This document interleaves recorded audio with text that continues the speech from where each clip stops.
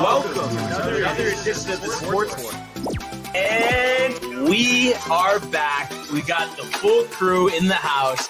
That is what it's all about. The Yankees, out of any team in the league, are the best equipped to handle a blow like this. I think there is a higher power at play here. He's due law of averages. That dude is the ultimate scrub. It's trash. Yeah. Every person you have in there is fucking trash. Next game, you're going to see a big performance. You can see it in the end of the game, and I'm just totally stoked and excited for this. And we are back. Welcome to another edition of the Sports Board here on Tony's favorite day of the week. How you doing, sir? I'm doing well, Brian. It is hump day here. We have a great lineup of shows for you guys tonight, today, this morning, all day long. Zach's in the house here, so obviously a lot to get to, Brian. We know what's going to be happening here today.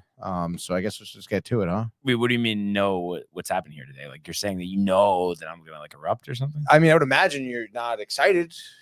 I think excited would be the wrong adjective, you know? Yes. No, well, I mean, you're definitely not that adjective. But also I'm blanking here. There's other show. What else we got today? So we have Gaming Corner tonight. Oh, Gaming Corner. Okay. Is there something else too? Yeah, no? but I think Mike is doing it down the rabbit hole. Oh, yeah, okay. Yeah. But normally, is that Mondays or no? Yes. Okay, gotcha. But I know he's got that guy Echo on. Great guy, dude. Absolutely love him. Talking about XRP, dude. Know what you hold. Who was on the other time? Exactly. Okay, yeah. Gotcha. So obviously, you know, we're trying to get him on as much as possible. That guy is just an absolute well of knowledge. Mm-hmm. So I think he's trying to get on today. So if we can get a show in, I believe that's the move here. Okay, great. Which would be awesome. Yeah, dude. no, everybody definitely tune into that. Yeah. And I would think too, at least, you know, for really everybody else on the shows today. I mean, I think everybody else's mood will be a lot more cheery than mine. But we'll get to comments and stuff. But I'm trying to think of like a good adjective how I feel. But you know me for the most part. Sure, everybody has their days, but I'm usually pretty good. Like I usually don't get like out of control, like almost like in a rage, I guess you could say. But it just, I don't know. Like it just feels like I am, ready to get in the ring with Dan Grassa at this point. But like I said, we'll talk about it. I'll do my best, but I think I just want to kind of rip the Band-Aid off here. Let's start with the comments. So I'm ready to go, Kev. So get your boxing gloves on, okay? All right, here we go, Kev. You know that Kev do the first one to comment today. Let's go! We want the smoke. He says, okay, Brian, let the excuses fly. He says, I know it was only Cole's second game. Brian needs to put some respect on the Mets name. Do you want me to just go through all of them? And then No. Finish this one. The next one? I guess on my screen it's out of order. Okay. Oh, yeah. So it says Brian. Actually, do all. Yeah, let's do all of them. Yeah. He says Brian is gonna have the excuses flying. He says, yeah. I know how chips you guys have. What else you gonna say? It was luck the Mets won. Brian, humble yourself, bro. 3 days until the Peach Bash. And he says, I'm coming in heavy today. Shout out to the real Mets fans. What's good, Tony? All you Yankee fans kick rocks like Bernie, Matty G. And then he says, hashtag Royal TCA loyalty, hashtag DTV, hashtag Sportsport. And then he says, Villanova Knicks, let's fucking go. A great night for me last night. And then he says to Josh's comment, which I'll get to in a second, it says Josh almost only counts in hand grenades and horseshoes. Could you explain to me that? Well, like, you ever play horseshoes? Yeah. It's like whoever's closest to the pole, and then obviously hand grenades. Like if I throw a grenade close to you, like you'll still die. Because Josh was like, "Oh, they was close." Gotcha. Well, good to hear from Josh B here. I see. Did you read his comment? I'm just like, we said, "What up, fam?" Almost came back on the Mets. Hashtag TCA. Hashtag Sports. All right. So yeah, going back to the top here. I would start with the respect thing with the Mets. And I mean, I think everybody knows this at this point, but like a situation like last night, It doesn't change my opinion at all. And as far as I'm concerned, I don't care if people get mad at me or whatever. But I'm always still going to think the Mets are pathetic. Yes, they won last night, but until they accomplish something, there isn't going to be any respect on the Mets name, Kevin. And in terms of excuses, I'm actually not really like upset or tight at Garrett Cole. He's just working his way back. So I think it's just going to take some time. This is a spring training, and we'll do the specific breakdown of the game. But I think, he's just building up his arm strength. And, like for instance, this is the type of start that you would get in a spring training game.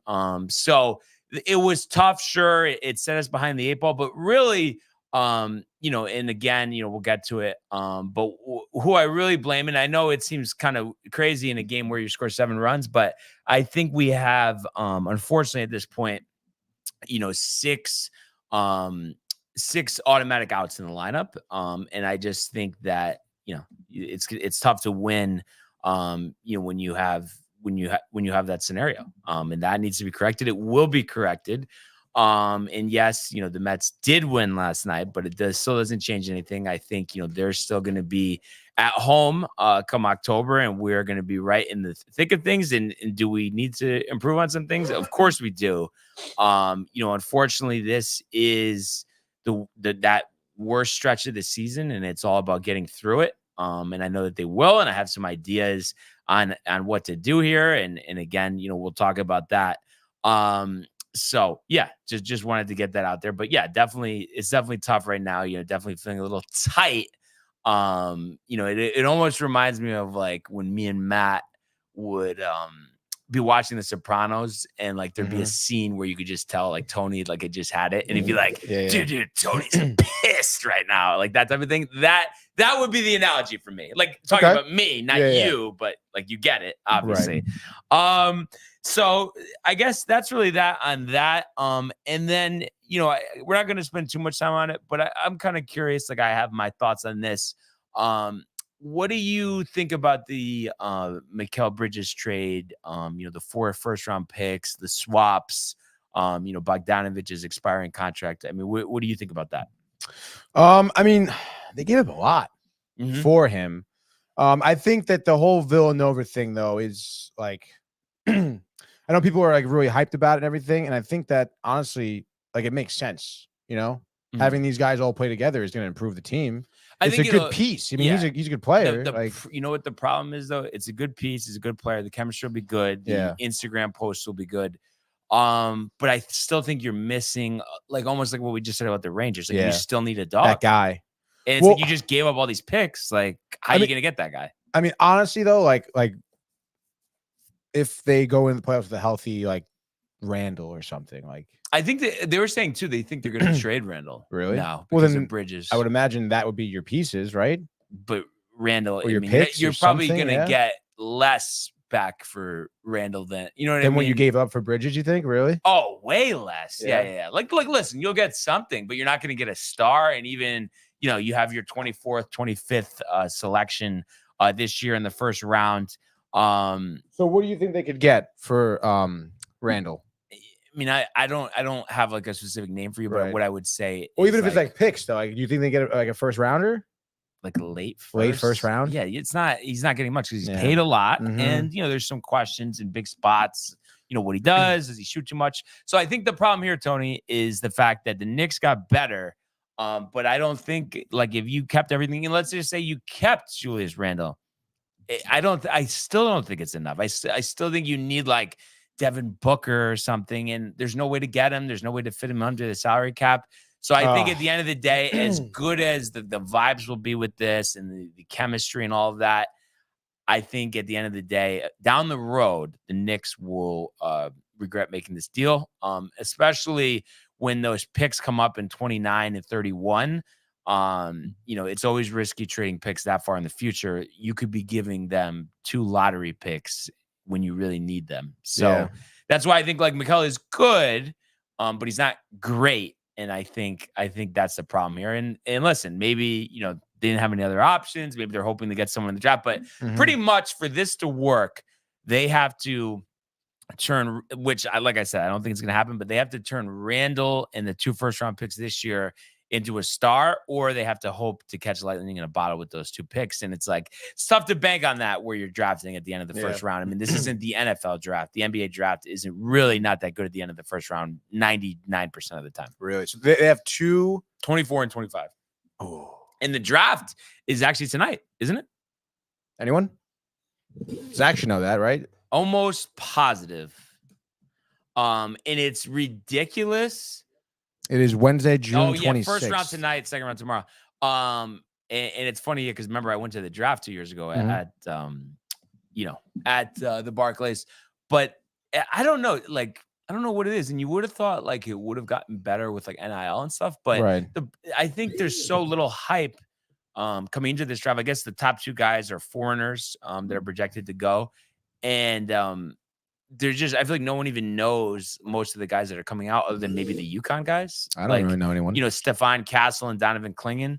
Other than that, because I just looked at this the other day. Yeah, it was one guy from France. I think he's supposed to go number 1. And like, I think that's tough. I think that's why there's no buzz. And that's why like, it's like until this second, right? I mean, you didn't even his name is Zachary. You didn't even know the draft was tonight, Tony, right? I mean, first of all, who has a draft on Wednesday? I know it's my favorite day of the week, but come on, dude. Yeah, that's Wednesday night. I don't understand that. Right? Yeah. Everybody's be watching Gaming Corner. This other guy, Alex Sarr, should be going number 2 to the Wizards from Australia. Reed Shepherd. Reed Shepherd. To the from Kentucky. Rockets. It go down because I think there was, what was it? Yeah. I think that would actually be interesting. Castle. The Spurs getting Castle, pairing him with Wemby, the tutelage of Pop. I could see that working out. That'd be cool. Yeah. So yeah, we'll see. We'll see if anything's interesting. What's the deal with LeBron's kid? He's I think he's like a second round pick, but I don't know. I guess they're saying that they think the Lakers are going to grab him. Mike thinks that the Mavs are going to grab him, but you never know. I don't know. I wish the NBA could just turn it around, but yeah, I don't know how you get there. Maybe it'll start with Mikal Bridges, but I don't know. I mean, right? I mean, Tony, don't you think even though this is going to make them better? I don't see how they're gonna win a championship. Oh, he's played 82 games last year. That's good. Yeah, but I mean, I don't like. I think he's really good, and like he would imagine if they were getting him after they had already got Devin Booker. Then it's like, this is like the best team in the league. Yeah, but they're one shy. They really are averaging 3.5 assists. Yeah, no. Like I said, he's a good player, and I think that shooting percentage will be higher. It's just he was on a bad Nets team last year, so he had to take a lot of shots. Yeah. So, and how old is he now? 27. Going to be 28 next year. Yeah. So yeah, we'll see what happens. What would you rate that trade? You think you kind of seem like it's like a C+. Just gonna say that literally. That's so weird. It's like we've known each other for a while. Or something. Yeah, it's like we've done almost 800 episodes. But wouldn't you say? Yeah, no, I agree. I totally agree. Oh, by the way, speaking of 800, John was giving us a shout out yesterday when I saw him at the house. He's like, "Wow, I tuned in on Instagram for a second. I heard you guys talking about that. That's great. Like, so let's go, guys." dude. So he's riled up. Yeah, I like John. Yeah, great guy. Yeah, great guy. So before we get to the baseball, we do have a golf tournament starting tomorrow. Right. So I'm excited to talk about that before I don't even know what the adjective would be, but before we get into the New York Yankees here. So Rocket Mortgage Classic, obviously in a tough spot, coming on the heels of 3 straight weeks of either, elevated events and in the major sandwiched in between. So you have a limited field. I think they said it was like something like 10 out of the top 50 golfers. Obviously, that's not a lot. So I still think, though, history has shown, this is going to be a competitive and interesting golf tournament. So, this replaced the Quicken Loans National on the schedule back in 2019. And we look at the history of this. Wow. So, usually players fare quite well. So you look at this. So 4 out of the 5 years, the players were at least 2,300 to win, which is obviously a very high score. We've had a playoff in 2 out of the 5 years as well, including last year where Ricky Fowler prevailed in a 3-way playoff with Adam Hadwin and Colin Morikawa. 2022, Tony Finau found himself in the winner's circle, 26 under par with a 5-stroke dominant victory at 26 under par.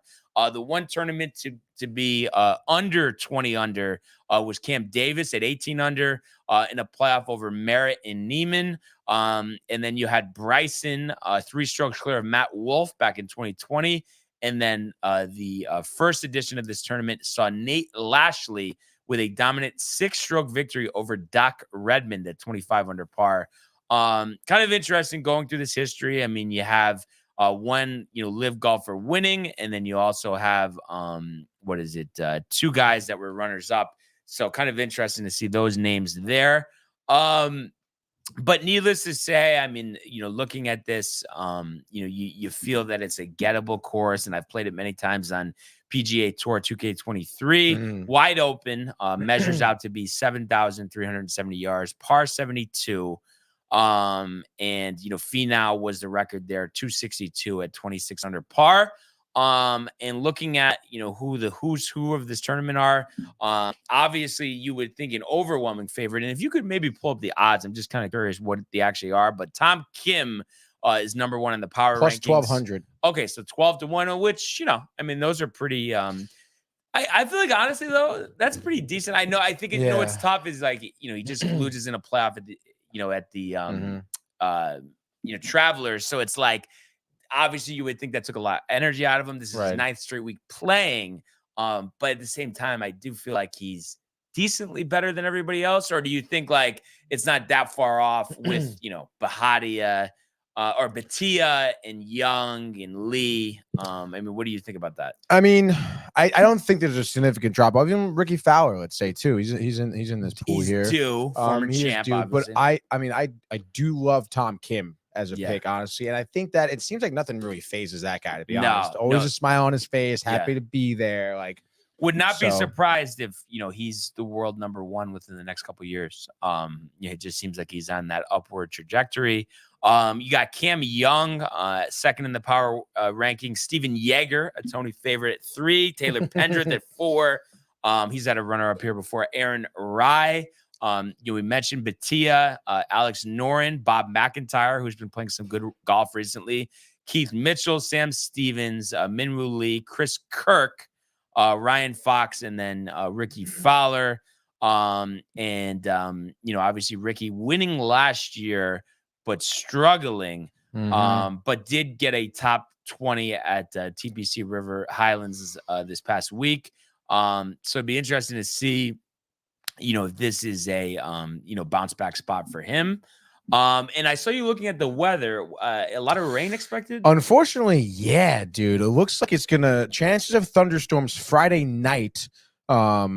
And then it says thunderstorms likely Saturday morning, and then a chance of scattered thunderstorms in the afternoon. Gusty winds and small hail are possible, which is kind of crazy. Winds between 10 and 20 miles per hour. Wow. That is actually. Which is like pretty bad, dude.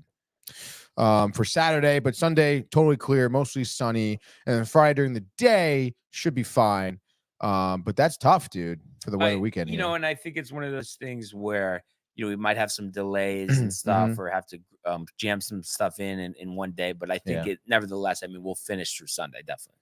Oh, yeah. No, I think so, too, dude. So I think, even that being said, I think we'll still see some good scoring here. And who knows, these are usually the type of events where a guy kind of comes out of nowhere and wins it. Obviously, I mean, Kim is the easy pick, but we'll see what we decide to go with here. Is that Matthew Wren?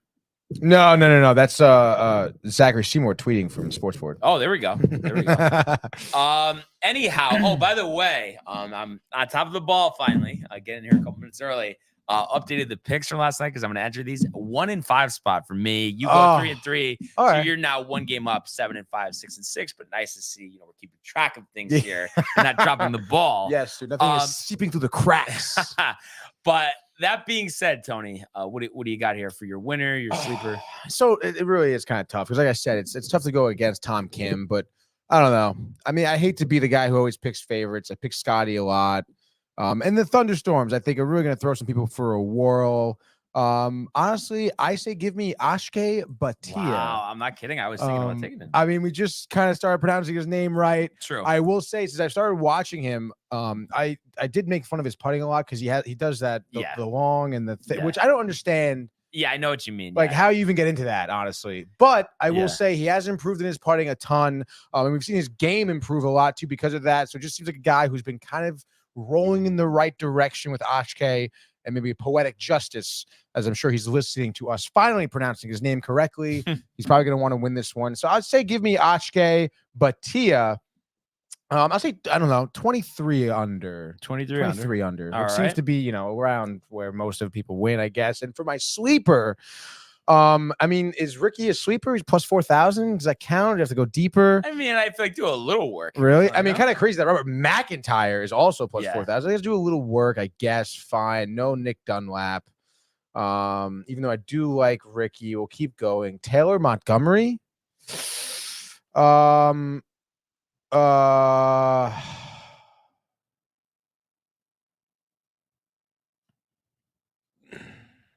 Gary Woodland, dude. Wow. That's right. Yes, we're going deep at plus 20,000, dude. Wow. Couple of shekels up there could be a nice payday for you. Odds are you probably won't win. But you never know. I mean, the 40-year-old wily vet could come around here. Looking at some of his latest results this season, not great because we know he did get cut from the U.S. Open. Rather, I guess his best finish was tied 21st back at the Children's Houston Open. But let's go. That's why he's a sleeper. There we go. Who do you got, Brian? I am going to ride the wave of momentum here, and I'm going to go with Cam Young. Hasn't been great last year or two, but I think there is some momentum there. After having that 59 around 3 of the Travelers, sneaking in the top 10, tied for 9th. Other than that, I mean, he's had a couple top 10s, but they were earlier on this season. But recently, other than the Travelers, 67, 50th cut, 63, 34, 62nd, going back to the 21st of April. So. You would think it was kind of like a rough stretch that, he needed to get through. So I'm going to say he wins this one. And I think he breaks Tony Finau's record. Wow. With a 27 under 261. And then I'm really, almost you could say, searching for it here in terms of picking a sleeper. I am going all the way. If you go, field, and then you go to, the official World Golf Ranking, I'm actually going to go with a guy who isn't even a official member of the PGA Tour. And I want to get the pronunciation right on this. If you could just bear with Jackson Koivun.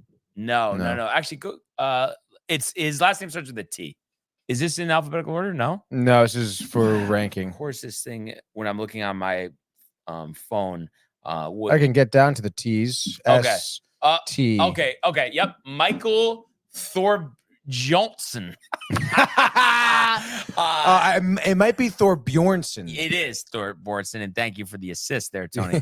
And leave that up for a second. Let me just number 1 player in PGA Tour University. Yeah, that's how he's getting on. And that's why he played last week at the Travelers. What did he end up finishing? At the Travelers. Let's see. Good old Michael, 22 years old. Results here. Wow, he's from Ohio.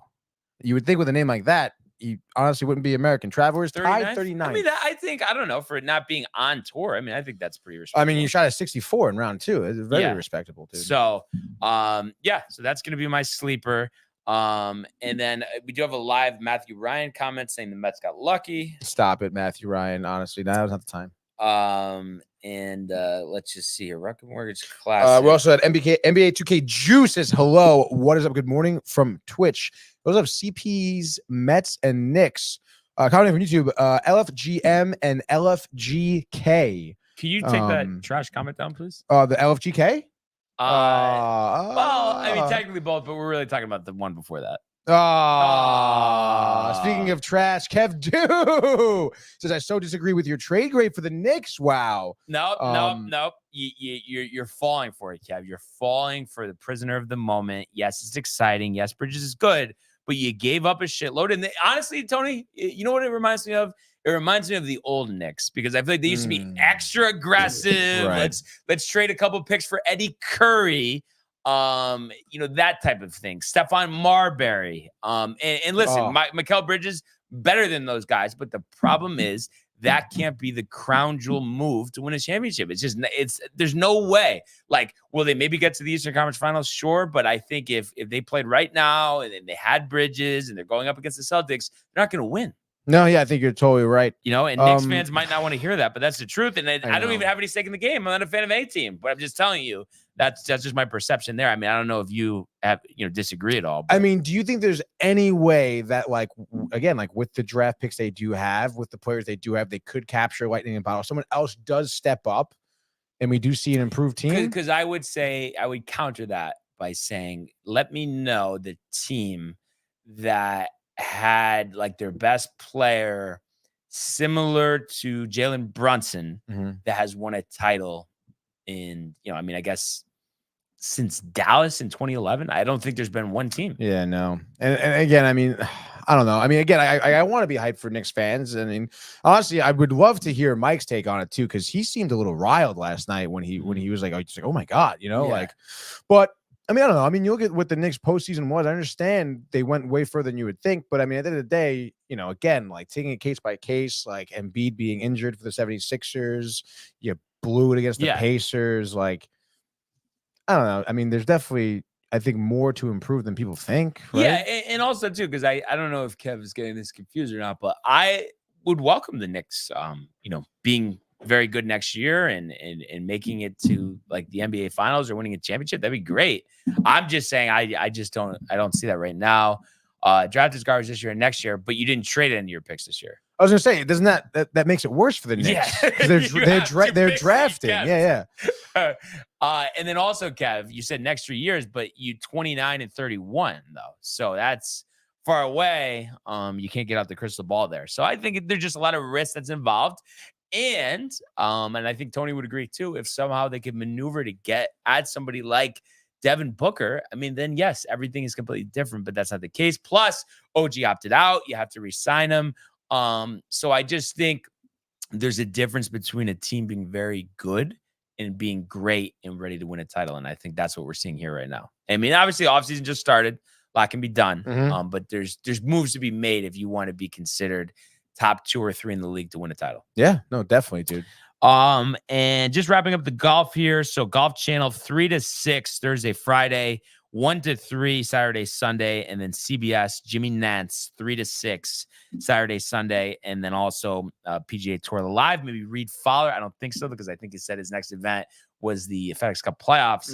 But 6:45 to 6 p.m. You know who's on there who does a pretty good job is Trey Wingo.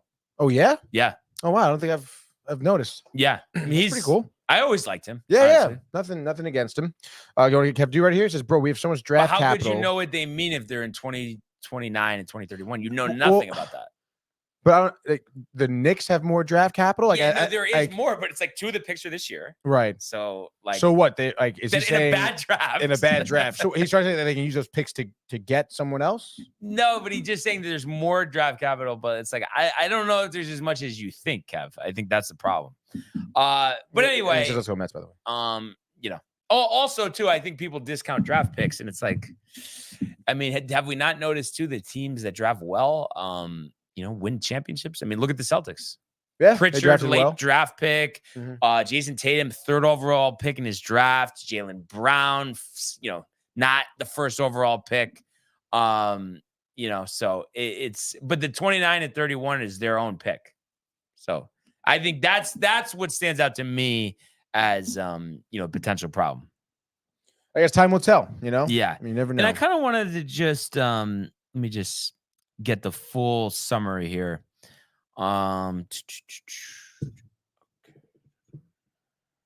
Okay. So 4 unprotected firsts. So next year, 27, 29, and 31. Protected pick next year, and then unprotected a pick swap in 2028.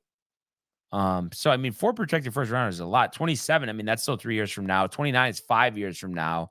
and then 23-1 is 7 years from now. So, I mean, you gave up a lot there. So we'll have to see. And Mason wants you to check your Instagram inbox. Yeah, I mean, I might.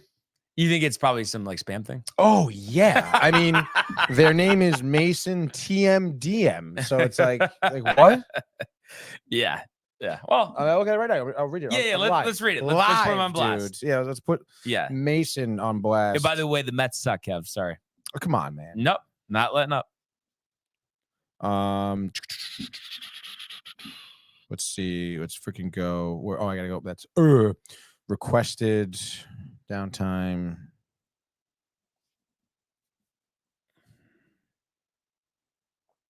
I don't see any DMs. Yeah, so they're just complete spam.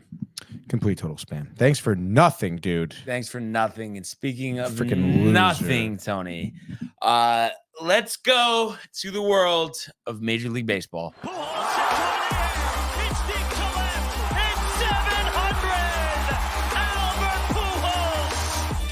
What a play! Stop it! Yep. And Alonso cracks one. The Mets win the ball game. Out of sight. And it works at 100 miles an hour. 14 strikeout. Throw deep to left field. There it goes. See ya. All right. So Kev with one more here. Yankees took the proof last night. And listen, didn't play a good game, but you had to look big picture here. And like I said before, the Mets are going to be at home in October. They're still under 500. Yes, they're playing well right now, but it doesn't mean that that's going to carry over to the rest of the season. So just keep that in mind.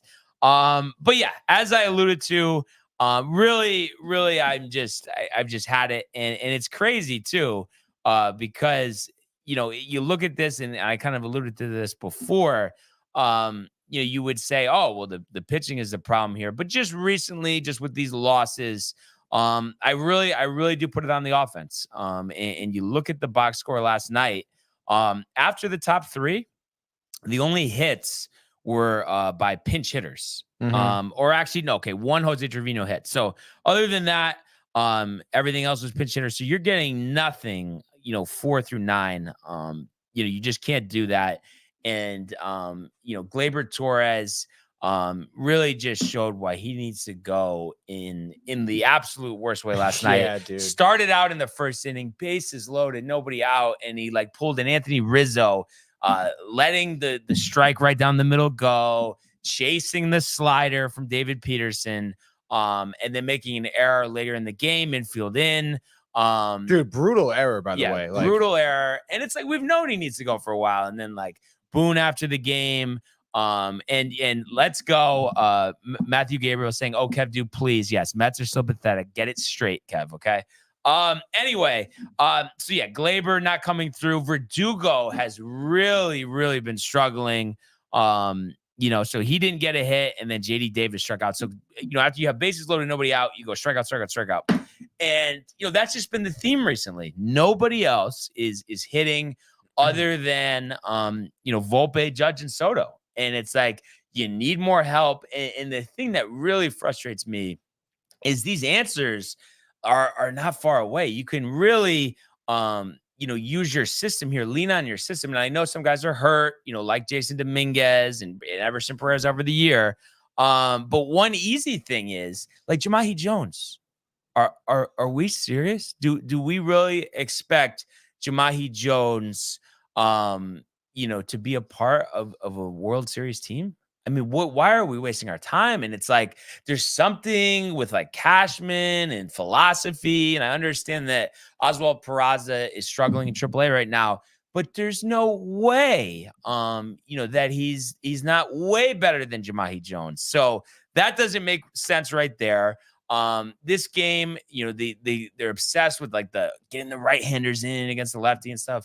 JD Davis, showed why he doesn't belong in the major leagues. 0 for 3, 2 strikeouts last night, striking out in that big spot, grounding into a double play, his other at bat.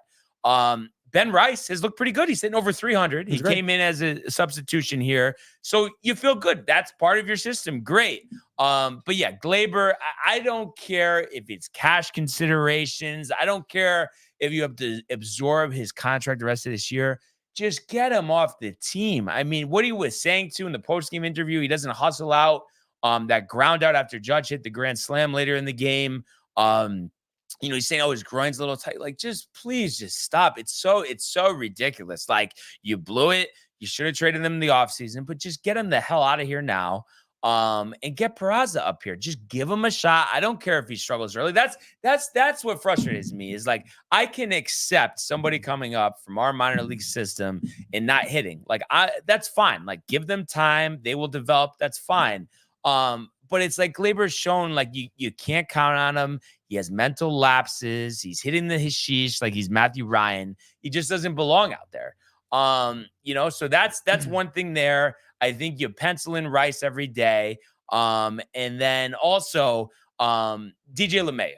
I mean, how many times do we need to say it? He has that mental lapse in the 8th inning? Luckily, I mean, it doesn't matter. You lose anyway. But the fact that it's a 2-run game there, it's a little ground ball, and he just puts no effort and swipes his glove. Like, who the hell are you? Like, you're one of the biggest disappointments in recent memories in terms of an extension, free agent contract, whatever you want to call it. You're hitting 174. You don't have an extra base hit since September. Another thing, I know we owe him money, but it's like you owe the money anyway. So just see if you can buy out, maybe save some money, give him away to somebody, pay the contract, whatever. Just get him the hell out of here. I mean, these things are so easy, so evident. It makes no sense. I already talked about Jones, and then Trevino. I know he had a hit last night, and the Mets started to run once the game was a little out of hand later on.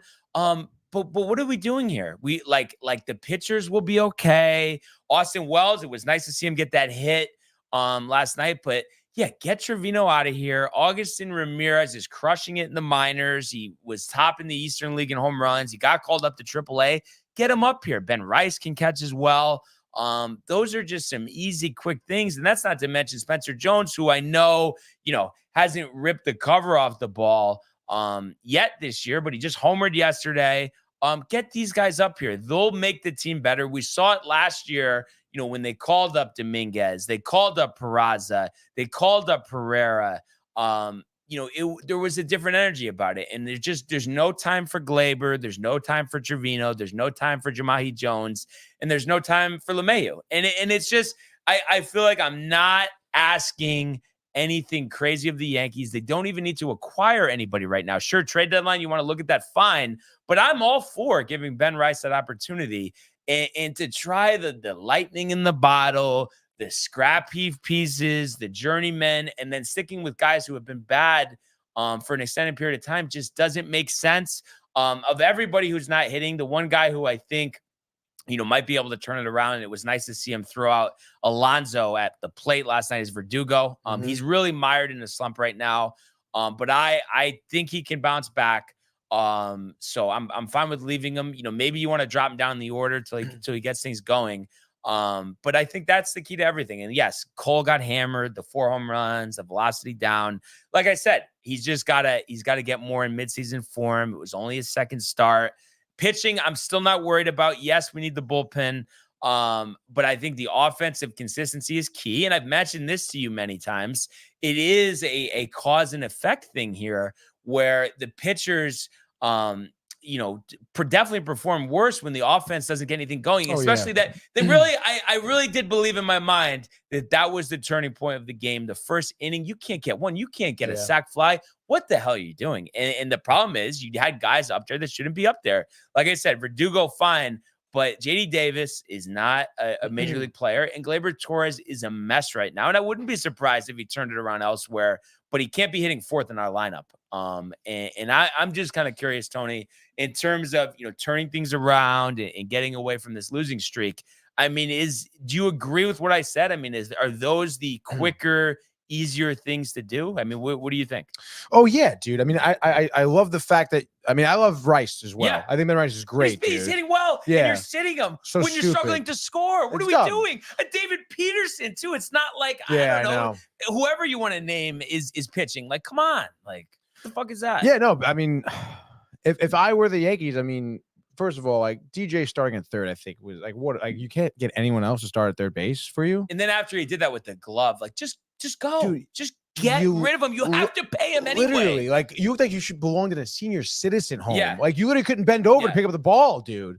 So stupid. And then not to mention, you're the final strikeout of the game. You see oh my, down on one Stanton. knee, Stanton, literally, dude. Starlin, Castro. Oh my God, dude. So, and again, I mean, that's something that I feel like at this point, Boone and Cashman should know. Like we've been talking about LeMahieu for like 2 years. Yeah, Like it was coming into this two, season, maybe 3, 4. honestly, even, at this point. I'm saying like coming in this year, it's like he's probably not going to bounce back. Yeah. Like it's over. Yeah. Okay. Like at this point, that was his narrative. Same thing with Torres, kind of a toss up, but nothing was indicative of him kind of turning it around. Maybe he does turn around with a different team, but he's not going to be playing well for you. And I couldn't imagine, like, he definitely shouldn't be on a playoff roster. That's for sure. I mean, Yeah. geez, dude. And then Jamahi? I mean, tell me Yeah, that's that is so. brutal. And Peraza, I know he's struggling, but it's like, wait, you think you're gonna like save him for some trade if he's not doing? Yeah. Like, give him a chance to do well in the majors. And it's like, if a guy's a highly touted prospect, he's struggling in the minors. How many times do we see him come to the majors and actually start hitting well? Yeah.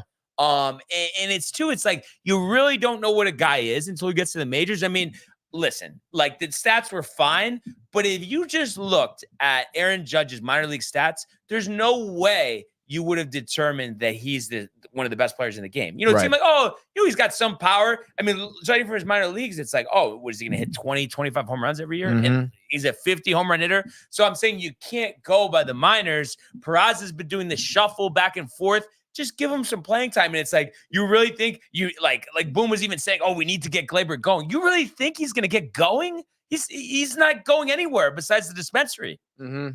No, literally, dude. He's like, I don't know, that ball went underneath his glove. Yeah. Or like the 7th inning or the 6th, whatever it was. Oh my God. Ended up in a score, by the way. The Mets scored because of that, dude. Well, and if they didn't give up the runs, then it would be a tie game. Yeah. Maybe extra innings. Which is kind of crazy, dude. And it's like, what, like, I don't know. The fact that you can't keep your glove down. I mean, because you're not what focused. do you do? Yeah, you're not focused. So it's like, Yeah. what are you doing, dude? Who do you have that can play second base right now? I would say if it was up to me, I would just put Peraza. Yeah.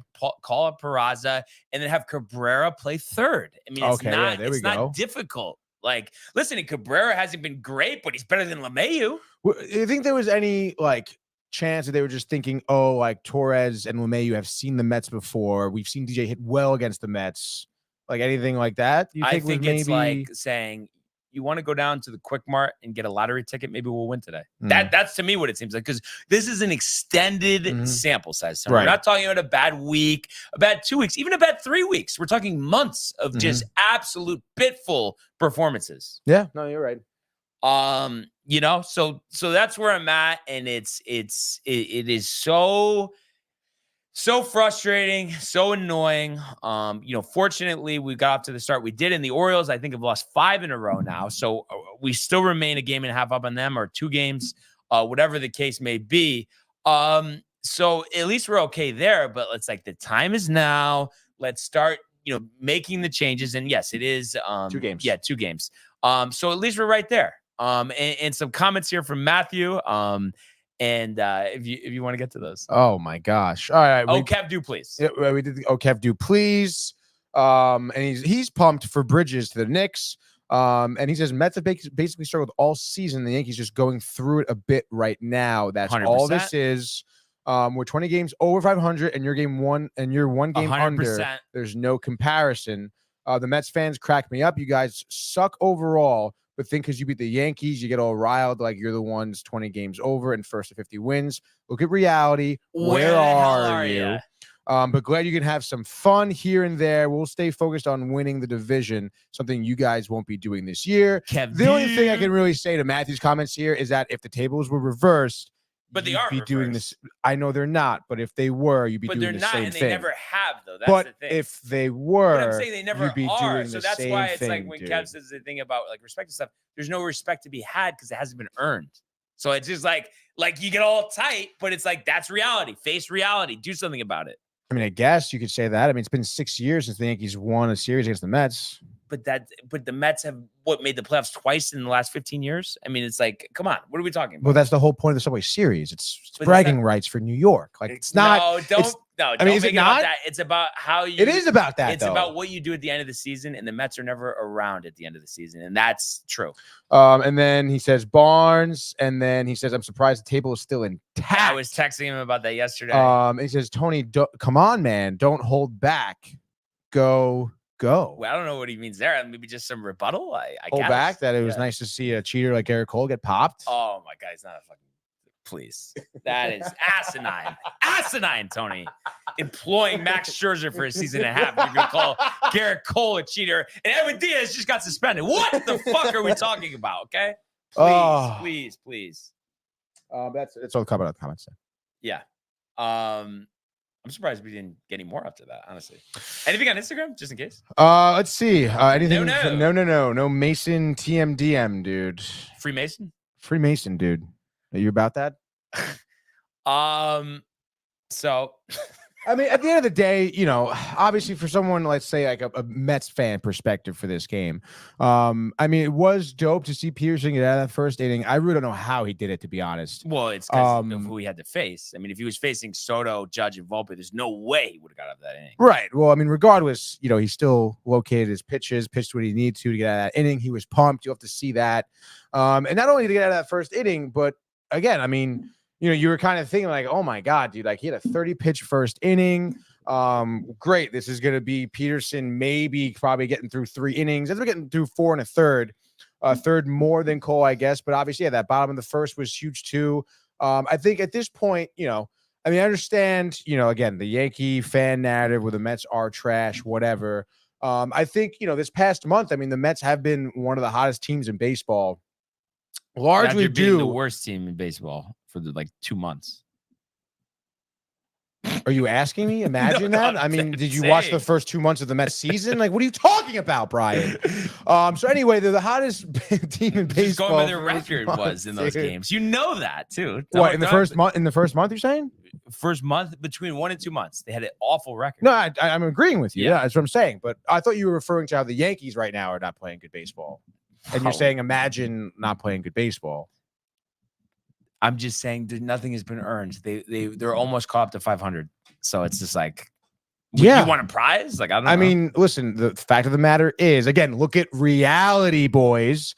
This team was like, what, 10 games under, 12 games under at some point? But I think that's where, like us Yankee fans get annoyed at the Mets fan because it's like, they want it, like, you want credit for that. It's like, okay. No one's asking for credit. No one is asking for credit, dude.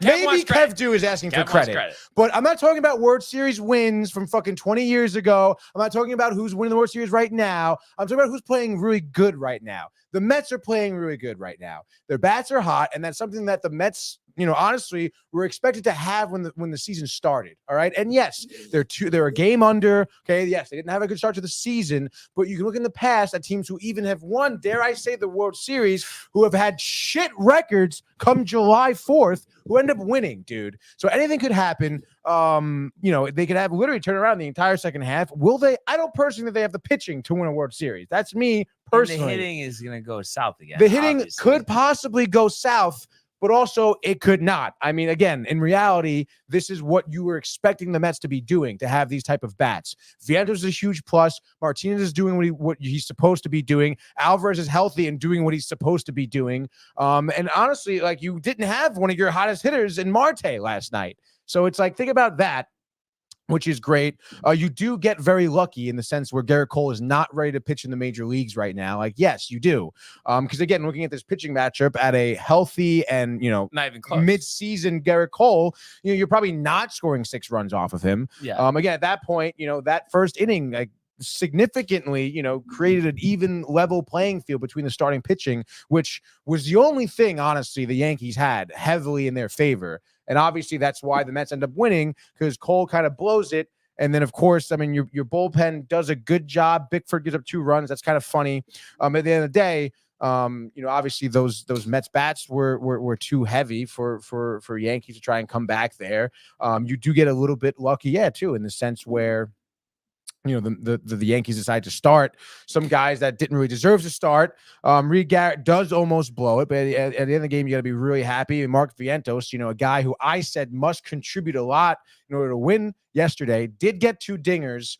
He's been batting really well. And again, I was talking to Zach before the show too. It's great to see him being used really well, not being kind of jerked around, different positions, DH this night, outfield that night, first base, get sent down. I think, Beatty not having a good start to the year, which again, something, the Mets definitely expected to see an improved year out of Beatty, which didn't happen. But now, you throw Vientos in there, who isn't as good at third base as Beatty is, but nonetheless, the bat's hot right now. The defense can come along. That's a huge piece of the future, as well as honestly Tyron Taylor, looking really good in right field. Great job at Mendoza, by the way, to start him over DJ Stewart. I kind of expected the Stewart start because that's just what we've seen. But again, you got to tip your cap a little bit to Mendoza, because I honestly I love the changes he's kind of made to, I guess jumpstart some offense. The Mets have been killing it offensively since Lindor's in the leadoff spot, which is great. Nimmo is still hitting well too. He's in the 2-hole there. Again, you want to expect more out of Alonso, obviously. He's honestly probably looking the worst, in my opinion. I don't know why. I don't know who told him to run home, by the way. And what was it, the 8th when he got thrown out at home, or the 7th when he got thrown out at home? What a terrible call. I understand Verdugo has a great arm that was or whatever. The first inning. No. It was later in the game. No, he got thrown out in the first inning. I'm talking about later in the. So he got thrown out twice. Got thrown out twice. Oh, okay. To end the inning after I think Lindor scored. Okay. On I think it was a McNeil hit, I want to say, or maybe a Harrison Bader hit. But nonetheless, he's just, you got to know your, I don't know. I got to watch that play again. Maybe third base coach just said him and shouldn't have, but not for nothing. I don't know. He doesn't have the speed to be doing that. Figure it out a little bit. But like I said, dude, you want to be happy for a lot of these young guys. And at the end of the day, you did, you won this game and you're remaining hot. This was definitely a little bit of a hiccup in terms of what your schedule could look like, and keeping this, this hot streak of winning games going. And not for nothing, you're in the wild card spot right now, which is exactly what the Mets were kind of predicted to be doing this year. So I think there's a lot to be happy about. And yes, being the Yankees does feel good. It's a crosstown rival. That's the whole point of it, dude. That's how almost every game is marketed, crosstown rival. But that's just my take. Obviously, good game. By the way, I was right. Yeah, it was just the first inning with that. Are you sure? Yeah, I knew that didn't happen. Not to just saying, I just remember. Maybe I was watching a highlight. Probably, yeah. Well, nonetheless, you still got to figure it out, dude, because that throw from Verdugo was shallow left. Yeah. Yeah, and it was like a predetermined thing that he was just going. Yeah, right? And not for nothing. If you ever watched that guy round a base, he's rounding and he's going like this. It's just not great, figure it out, dude. And the bullpen, obviously, again, the Mets' biggest problem is their pitching. It's exactly what we expected at the start of the season. Adam Ottavino is a fucking asshole. He doesn't deserve to be getting out of there. Literally, jump-started that somewhat, you can call it, of an opportunity to come back by the Yankees. And, of course, Garrett, is a guy that shouldn't be closing games. Unfortunately, yes, your closer is suspended for 10 games right now. But I don't know. Watching that Judge at bat for the Grand Slam was the most embarrassing 3 pitches I've ever seen in my life. Yeah. He threw 3 pitches right down the middle of the plate. Yeah. What are we doing, dude? Nice. What are you doing? And honestly, and Judge looked at 2 of them, dude. Because he was probably I can't believe this guy is throwing me pitches down the middle of the plate. And then he did it a 3rd time. Yeah. How do you not, on an 0-2 count, just throw something in the fucking dirt and try to get him to swing? What a stupid move. I know. But again, I love that Mendoza, Ottavino, wasn't fucking around. He plucked Ottavino. Young was in there, plucked him because he sucks too. I really do like how Mendoza's managing. And post game too, clearly, I think he's putting a good atmosphere in the clubhouse. So I got to my hat to Mendoza a little bit, and I'm sure it feels good for him to win former team. Yeah, and whatnot. So if I had to make a prediction, though, I think the Yankees are going to win the remaining 3 Subway Series games. Obviously, 1 tonight, and then 2 more next month. One which me and Matt are gonna go to. Bernie saying, "What up, fellas? Let's go have a great show. See you guys at the Beach Bash. Bye, Mikal." So obviously Bernie being the Net fan. So yeah, looking forward to Friday for Beach sure. Bass gonna be sick. Jeff L saying LeMahieu's contract could end up being worse than Ellsbury's. Yeah, I mean, other than it's less money, I do agree. Almost, I would say when like he's actually on the field, like Ellsbury was better. He was actually on a decent streak in 2017 before he got hurt, of course, once again, which ultimately ended his career. But definitely agree there. Yeah, so we're gonna do it again one more time tonight. Manaea heel. And I mean, this is where you just have to really play your A game here. You hope the late offense, make something transpire tonight. Be interesting to see what they do. Glaber, LeMahieu. You'd expect Austin Wells to get the start tonight. Just what the other guys are going to do. Does Verdugo find himself out of it? You would expect Oswaldo Cabrera to be in the lineup as well as Ben Rice. So having those three guys in the lineup, I think will make a difference. So let's see what happens, right? Yeah, I mean, you're gonna have to, dude. I mean, obviously we can go deeper into it, but I think it's the same really game preview as yesterday. You know, your starting pitcher is basically a coin flip in terms of what you can expect from him. But I would expect something like Peterson, where it's like 4 1/3, like 3 earned run, right? Like, I could even be worse than that. You're hoping for the better, could be worse. And then again, just like tonight, or just like last night, I should say, Heel, who's probably more so in the favor of due for a bounce back start. You're hoping he has a start he did the last time. But at that point, I mean, who's hoping for that? Mets fans are hoping for that, obviously. But again, it's a pipe dream, just like the first game. Again, but also you also said Cole wasn't gonna get popped yesterday. So I mean, yeah, but I think being transparent, I think I underestimated that he's still working himself into form. So that's okay. Again, yeah, I think rather have it now than down the stretch. Right. And again, for him, I mean, his first 2 starts back have not been like against easy lineups necessarily. Again, Mets hot lineup, Orioles good hitters.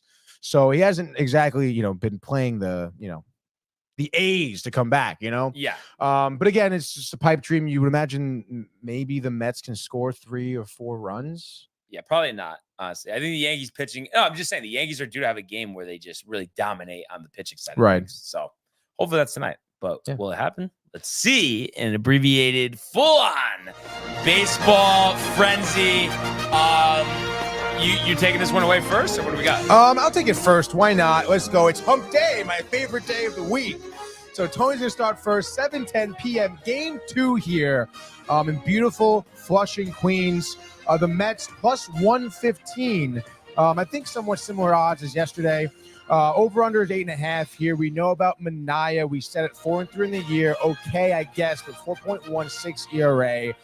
Like we said, has shown some bright spots, but consistently is that 5-inning, 3 earned run pitcher.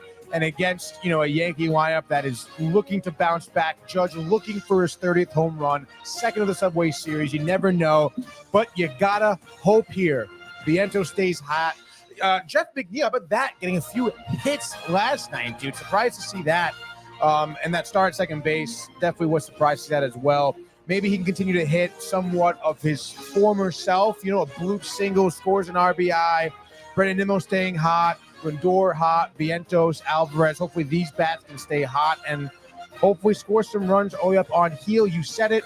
That first inning, if you give up a few, it does trickle down to your offense, and that's really what the Mets are going to have to do to win this game. I don't think the scoring will be as high on either end, to be honest, but I think the Mets could edge this one out. I'm going to say Peter wants to throw his hat in the ring here, and he's going to have a bottom of the 9th walk-off 3-run dinger.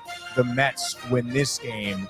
I'll say, 6-2, 6-3. I'm going to say 7-2 Yankees, heel, 7 innings, 12 strikeouts, 2 earned runs. And I think Alex Verdugo, Judge, and Soto all hitting homers. And I finally stopped losing my mind for a day, which is going to be nice. And I really don't want to flip this table for our 800th episode tomorrow. So it's the Yankees, and it's the over. All right, let's go. Next game now. I had Mets in the over, by the way. Okay. All right, so let's go now. Game 2 for me. Pretty solid slate tonight. A lot of games on this hump day, which is great. I was talking about the Orioles before, and I'm thinking taking them tonight, I was dude. going to take a great pick. Carrasco. I mean, come on. Orioles are going to win. Obviously, Come on. it's What are we easy talking money about? right Is here. the over Bet too? the freaking mortgage, dude. The over-under has got to be 9.5. Yeah, why not, I guess. Guardians actually won yesterday, 10-8. Doesn't really matter, though. Orioles looking to avoid the sweep. And what better way than to get popped for Carlos Carrasco here. So, yeah, give me Orioles over. I think absolute batting practice. Orioles win this game. I'll say 11-4. Dodgers will win their game against the White Sox 11-4.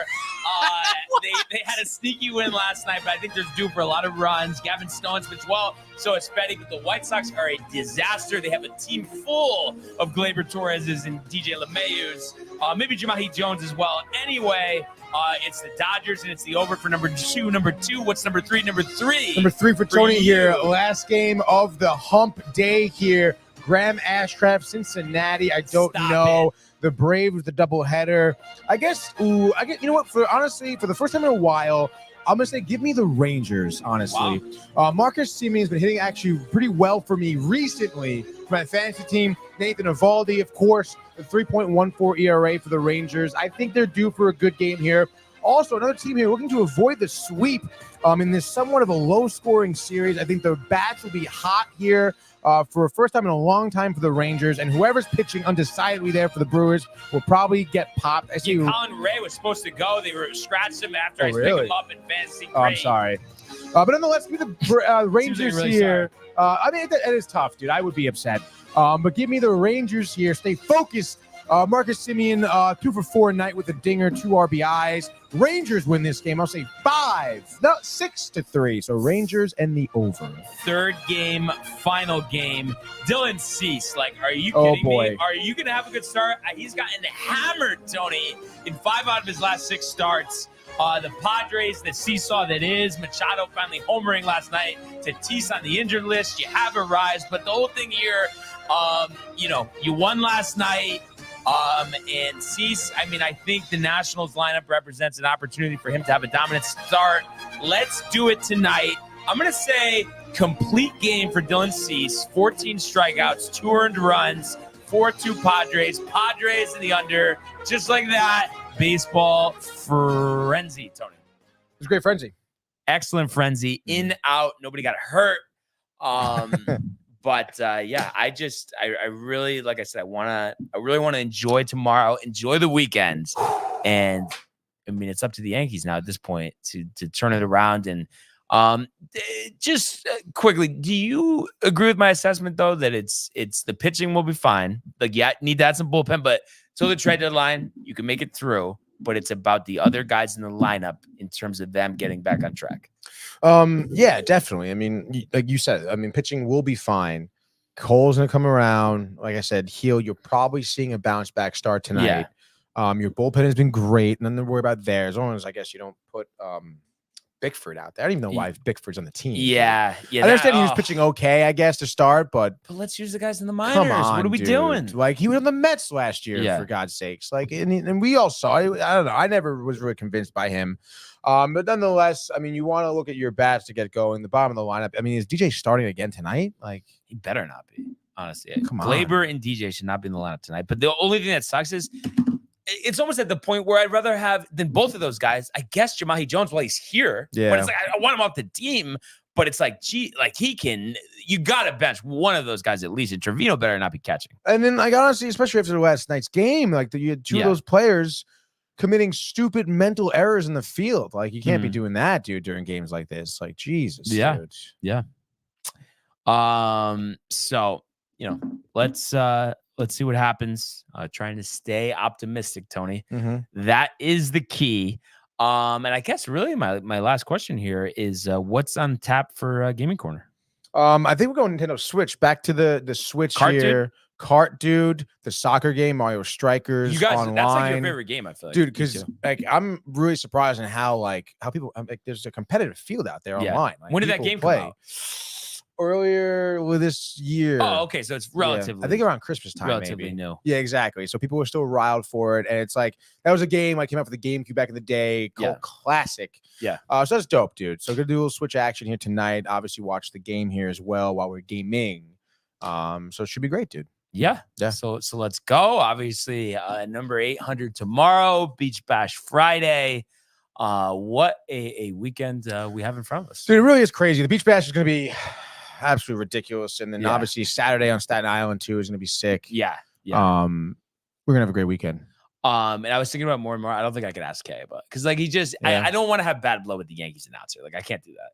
He's gonna be tight. Hilarious. He's gonna be tight though. You know what I mean? Maybe I could bring you in for the question. Yeah. This is a Mets fan. He has a question for you. Well, you know, it's about people's wives a lot. I was just wondering, like, are you gonna ask like Rick or Dave about it or anything? Or maybe, maybe. But they're really gonna be in tune with that. Like we're like, do you know that they're aware of that? Like, if they mentioned it on the show, like, I mean, they talk about their wives on the show too. So.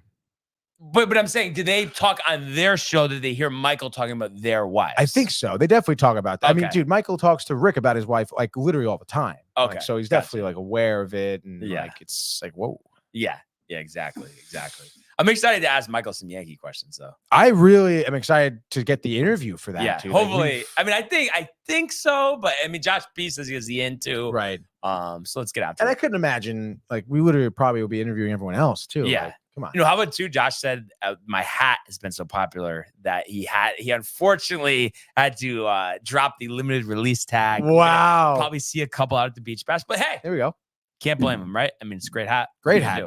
So, give the people what they want. Give the people what they want. Yankees, let's do it. Come on.